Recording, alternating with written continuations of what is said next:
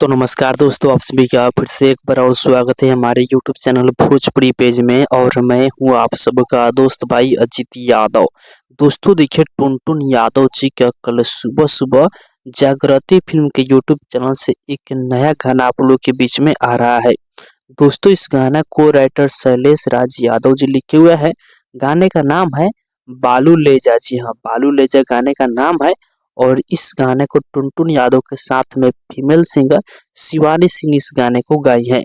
आप लोगों से बता दें कि इस गाने में म्यूजिक बनाए हैं AB गुप्ता जी।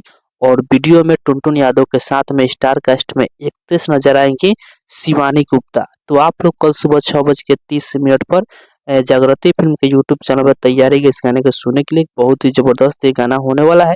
तो बाकी दोस्तों फिलहाल का ये अपडेट है, आप लोग इसके बारे में क्या कहना चाहते हैं कमेंट बॉक्स में बताइएगा। और इसी के साथ हम इस वीडियो को समाप्त करते हैं। अभी तक इस वीडियो को लाइक नहीं किया है तो लाइक कर दीजिए, और इस चैनल को सब्सक्राइब नहीं किया है तो सब्सक्राइब भी कर लीजिएगा, क्योंकि इस चैनल पर भोजपुरी इंडस्ट्री के हर एक अपडेट सबसे पहले आप सभी को मिलेगा।